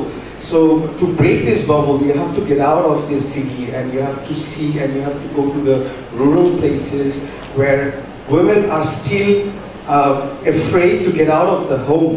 Women are still afraid. I mean, I can tell you stories from like my last trip. I went to Nichundip with my students and it was so surprising. It's a part of Bangladesh that I could not recognize because we stayed there for 6 days. Apart from my female students, we didn't see a single female in the village. And it was so surprising. I mean, there was this lady who was helping us in preparation of the chickens and everything. And I had to talk to her behind the curtains. She could not get out. And in the whole market, the people were giving an extraordinary look to my female students. Like, they're not from this earth, they're from somewhere else, you know? And I was in a dilemma what to tell my female students. Should they cover their head or should they ignore it? Or how to behave with this type of people actually. And these people, they are Bangladeshis. They are not anybody from outside Bangladesh. And the examples are within our society that, you know, so I feel like if we can take people from city to these ethnic groups and tribal groups, and if we can create this, you know, এক ধরনের যদি তাদের সাথে যোগাযোগটা করতে পারি, আমার মনে হয় হ্যাঁ তাদেরকে নষ্ট না করে, এটা খুবই ইম্পর্টেন্ট বিষয়। কারণ I totally agree যে ফেসবুকের কারণে when I take my students to adventure trips, I tell them not to post any pictures in Facebook because the moment people will see these beautiful places, the places will be ruined. So thank you very much for sharing that. Yeah, so thank you very much. It was a wonderful session. Thank you. End of our panel discussion. We are all very grateful to all 6 of our eminent panelists for joining us today.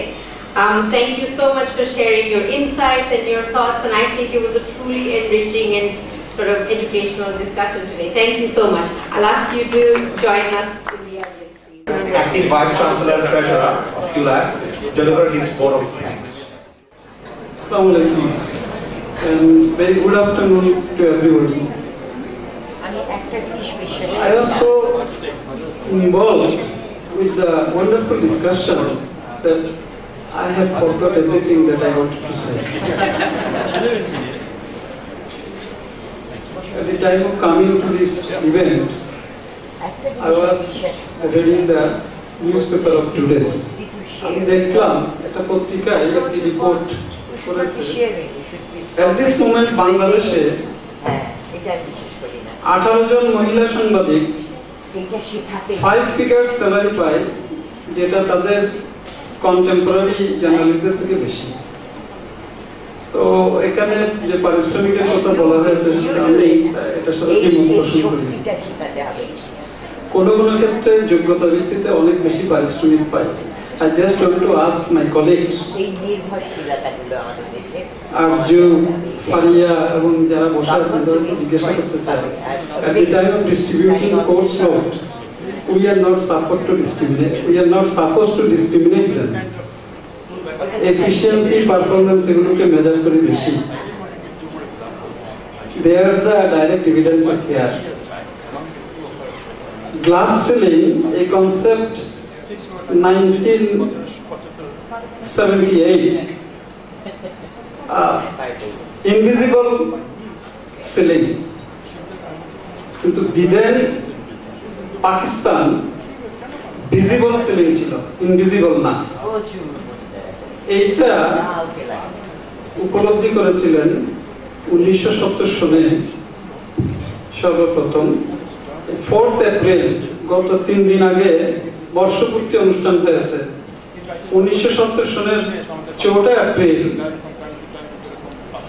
আমার একজন প্রিয় কবি বেগম সুফিয়া কামাল, ওনার নেতৃত্বে মালেকা বেগম, উনি ছিলেন সাধারণ সম্পাদক, বাংলাদেশ মহিলা পরিষদের উন্মেষ ঘটে, আত্মপ্রকাশ ঘটে। 1970 সনে বাংলাদেশের প্রলয়ঙ্করী ঘূর্ণিঝড় হয়েছিল, জলোচ্ছ্বাস হয়েছিল। বাংলাদেশের প্রেসিডেন্ট হেলিকপ্টার করে এসে উড়ে দেখে চলে গেছেন। লক্ষ লক্ষ মানুষ মারা গিয়েছিল। বেগম সুফিয়া কামালের নেতৃত্বে মালেকা বেগমকে সঙ্গে নিয়ে ত্রাণ তৎপরতায় ঝাঁপিয়ে পড়েছিলেন বাংলাদেশের মহিলা সমাজ, দিদেন পাকিস্তানের মহিলা সমাজ। আজকে সেই মহিলা পরিষদ বাংলাদেশের 58টি জেলায় 2325টি তৃণমূল পর্যায়ের সংগঠন গড়ে তুলেছে। তার কর্মী সংখ্যা 1.5 লাখেরও বেশি, সবাই মহিলা। বাংলাদেশের উন্নয়নে ওরা অবদান রেখে চলেছে। আমার জীবনের 2 জন শ্রেষ্ঠ পুরুষ, একজন আমার বাবা এবং আমার পিএইচডি সুপারভাইজার, আমার শিক্ষক। আমি এই 2 জনকে দেখেছি মহিলাদের কিভাবে সম্মান জানাতে হয়। আমার মা সবসময় স্বাধীন ছিলেন। আমার জীবনের শ্রেষ্ঠ শিক্ষক এবং সবচেয়ে প্রিয় শিক্ষক আমার মা। আমার মা ক্লাস 5 পর্যন্ত পড়েছেন, তো উনি আমাকে 9-10ও পড়িয়েছেন। আমার বাবাকে দেখেছি সবসময় সম্মান করতে, আমার মাকে। পারিবারিক কোনো বিষয় নেই, শুধু আমার বাবা একজন পণ্ডিত ছিলেন। ওনার শিষ্যবর্গ যখন আসতেন, তাদের জ্ঞান বিতরণের ক্ষেত্রে মা যখন কথা বলতেন, আমার বাবা শ্রদ্ধা সহকারে সেটা গ্রহণ করতেন। একইভাবে আমি আমার সুপারভাইজার স্যারকে দেখেছি মহিলাদেরকে কিভাবে সম্মান জানাতে হয়। আমাদের মাইন্ডসেটের পরিবর্তন দরকার। আমাদের পরিবার থেকে শুরু হওয়া উচিত কিভাবে মহিলাদেরকে সম্মান জানাতে হয়। গ্লাস সিলিং এই সমস্ত তত্ত্বের দরকার হবে না। আমরা যদি আমাদের পরিবার থেকে সেই শিক্ষা শুরু করতে পারি তাহলে যথেষ্ট। আমরা সবাইকে সম্মান করব, যোগ্যতা ভিত্তিতে কাজ করব। এই মুহূর্তে আমি একটি কোর্স এখানে পড়াচ্ছি। সেই কোর্সে এনরোল্ড স্টুডেন্ট 43, তার মধ্যে 26 জন মেয়ে। সবাই ব্রিলিয়ান্ট, খুবই ভালো। তাদের পারফরমেন্স অনেক ক্ষেত্রে অনেক বেশি, ছেলেদের থেকে অনেক বেশি। আমি মাঝে মাঝে ছেলেদেরকে বলি যে তোমরা ডমিনেট করার চেষ্টা করো, দেখো ওরা কিভাবে মেধা দিয়ে ডমিনেট করে, পারলে ওদেরকে ঠেকাও, চেষ্টা করো। তো এই কারণেই আমি বলি, আমি আপনাদের ডিসকাশন থেকে অনেক কিছু শিখলাম, অনেক কিছু জানলাম। আপনারা বলেছেন, আমি আপনাদের সাথে একমত। আমাদের মাইন্ডসেট, আমাদের মানসিক চিন্তা চেতনা পরিবর্তন অবশ্যই দরকার। আমি বেশি সময় নেব না। আমার এটা ফর্মাল একটা থ্যাঙ্কস গিভিং স্পিচ, সুতরাং স্বাভাবিকভাবে সবাইকে ধন্যবাদ জানাতে হয়। আমি 6 জন প্যানেলিস্ট, অপি করিম, বাংলাদেশ টেলিভিশন আমি নাটক দেখি। আমার খুব প্রিয় একজন অভিনেত্রী, গান শুনি। আমার স্ত্রীও খুব গান শুনেন, সম্পারে যা খুব গান শুনি, খুব ভালো লাগে। আমি যখন একটি নাটক দেখি বা একটা গান শুনি, খুবই ভালো লাগে, তখন আমার মধ্যে এক ধরনের দুঃখ কাজ করে। কি সেটা? ইস, ওনাদের স্বাধীনতা নষ্ট হয়ে যাচ্ছে। রাস্তায় দাঁড়িয়ে ওনারা আর এক কাপ চা খেতে পারবেন না, ফুচকা খেতে পারবেন না। আমি আমি দেখেছি। If you want, you can do it. আমি বাংলা আর্কিটেকচার করতে পারতাম। আমি ম্যাক্সিমাম টাইম তো রাস্তা। আমি আমার অভিজ্ঞতা একটু শেয়ার করি। আমি ম্যাক্সিমাম টাইম রাস্তাঘাটে। আমার অভিজ্ঞতাটা শেয়ার করতে দিই। আমি চট্টগ্রামে বড় হয়েছি। আমার বাসার পাশে বা ওনার বাসার পাশে আমি থাকতাম বাংলাদেশের একজন অভিনেত্রী, বিখ্যাত অভিনেত্রী অঞ্জু ঘোষ। আমরা পারিবারিকভাবে যাতায়াত করতাম, এটার সাথে আদান প্রদান করতাম। একদিন দেখি উনি বোরকা পরে এসেছেন আমাদের পাশাপাশি বাসা থেকে বের হতে পারছেন না। আমি মাইন্ডসেটের কথা বলছি যে আমার মধ্যে কষ্টবোধ যেটা কাজ করেছে, বলছি যে আমি অনেক কিছু করতে চাই। আমি আমাদের ক্যাম্পাসের নিচে দাঁড়িয়ে এখানে কিছুক্ষণ আড্ডা দিতে চাই, আমি পারি না। আমি পারি না বলছি, আমার মাইন্ডসেটের কথা বলছি এই কারণে আমি অন্যের স্বাধীনতা নষ্ট করতে পারি না। আমার ছাত্রছাত্রী ওখানে থাকে, তারা সরে যায়, হয়তো তারা স্মোক করছে, হাত পুড়ে গেলে তো আমাকে সরে যেতে হয় স্বাভাবিকভাবে। তো আমি তো সামান্য একজন শিক্ষক, যদিও আমি নিজেকে এখনো প্রশিক্ষণার্থী বলি, লার্নার বলি। আপনারা সেলিব্রিটি, স্বাধীনভাবে কি আপনারা এদিক সেদিক যেতে পারেন? এটাও মাইন্ডসেট। এই মাইন্ডসেট। আমি যদি ভাবি যে আমি সেলিব্রিটি এরকম করে চলবো, এরকম করে তাকাবো, তাহলে ঝামেলা হবে। আমি যদি সাধারণের মতন রাস্তায় চলি, কোনো ঝামেলা নাই। আমি সেই বিষয়টা বলছি, কিন্তু তখন তাদেরকে স্বাধীনভাবে চলাফেরা করার জন্য অনেক সময় বাইরে বেড়াতে চলে যেতে হয়। আমি দেখেছি, আমাদের পার্শ্ববর্তী রাষ্ট্র দেখেছি, রাস্তাঘাটে ঘুরে বেড়াচ্ছে, কিন্তু বাংলাদেশে এরকম খুব একটা দেখা যায় না। আমাদের দেশের সেলিব্রিটিরা রাস্তাঘাটে খুব একটা ঘুরে বেড়াচ্ছে। আপনারা যতই বলেন, এখন যাওয়ার সময় দেখবেন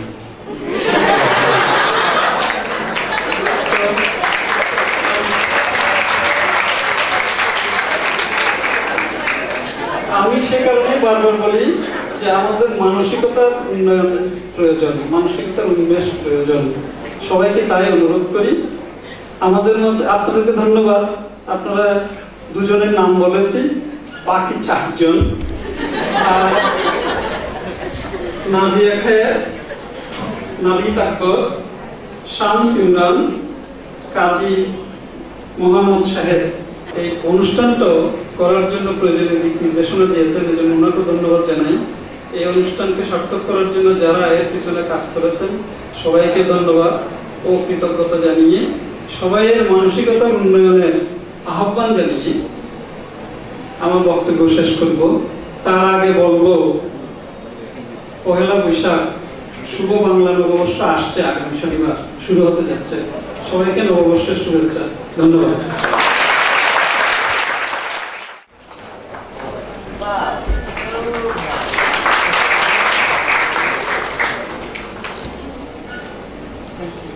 You're coming back.